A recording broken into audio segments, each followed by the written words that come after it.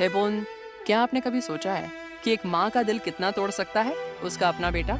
ये कहानी है लखनऊ की सुमित्रा देवी की, एक ऐसी माँ जिसने 10 साल तक अपने बेटे का इंतजार किया। सुमित्रा देवी एक साधारण सी औरत थी।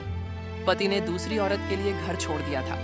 अकेली माँ ने सिलाई करके, लोगों के घरों में काम करके बेटे आर्यन को पाला। लेकिन गरीबी की शर्म आर्यन को अंदर से तोड़ रही थी। एक दिन जब आर्यन 12वीं कक्षा में था, उसने वो शब्द कहे जो सुमित्रा की जिंदगी बदल देंगे। माँ, मैं पापा के पास जा रहा हूँ, वो मुझे पढ़ा सकते हैं, तुम नहीं। बेटा, उस आदमी ने हमें छोड़ दिया था, 10 साल से एक फोन नहीं किया, फिर भी पापा के पास पैसा तो है। उस रात आर्यन चला गया। न कोई फोन आया, न कोई चिट्ठी। सुमित्रा ने हर मंदिर में माथा टेका, हर दिवाली पर बेटे की थाली सजाई, लेकिन दरवाजा कभी नहीं खुला। 10 साल बीत गए और फिर एक रात दरवाजे पर दस्तक हुई। माँ, मैं आर्यन। सुमित्रा का दिल रुक गया।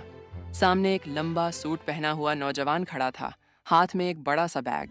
माँ, मेरी कल शादी है, क्या आप मंडप में बैठेंगी? सुमित्रा के हाथ कांपने लगे। 10 साल बाद शादी की रात से पहले तूने मुझे छोड़ दिया था आर्यन, अब 10 साल बाद आया है, ये क्या मजाक है? आर्यन ने बैग खोला।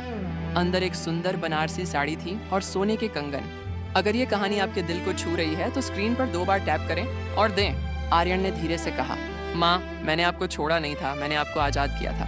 क्या मतलब है तेरा?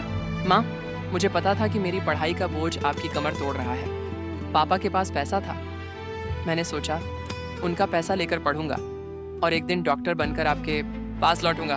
मैं एम्स में पढ़ा। माँ, आज मैं डॉक्टर हूँ। सुमित्रा की आंखों से आंसू बहने लगे। लेकिन कहानी यहाँ खत्म नहीं होती। आर्यन ने एक और बात कही जो सुमित्रा को हिलाकर रख दी। माँ पापा ने भी मेरी मदद इसलिए की क्योंकि उन्हें अपनी गलती का एहसास हो गया था। उन्होंने कभी नई शादी नहीं की, वो अकेले रहे और पिछले साल गुजर गए। जाते वक्त उन्होंने कहा था, अपनी माँ को बता देना मुझे माफ कर दे। अगले दिन सुमित्रा ने वो बनारसी साड़ी पहनी और बेटे की शादी के मंडप में बैठी। बहू ने पैर छूकर कहा, माँ जी, आर्यन हमेशा कहते थे मेरी माँ दुनिया की सबसे मजबूत और सबसे प्यारी इंसान है। उस पल सुमित्रा को लगा वो फिर से किसी की माँ बन गई है। शादी के बाद आर्यन ने कहा, माँ, अब आपको काम नहीं करना है, दवाई हो, खाना हो, सब मेरी जिम्मेदारी है। प्यार लौटता है दोस्तों, कभी कभी टूटकर लेकिन और मजबूत होकर। अगर इस कहानी ने आपका दिल छुआ हो तो प्लीज सब्सक्राइब जरूर करें। आपका एक सब्सक्राइब हमें और बेहतर कहानियां लाने की ताकत देता है।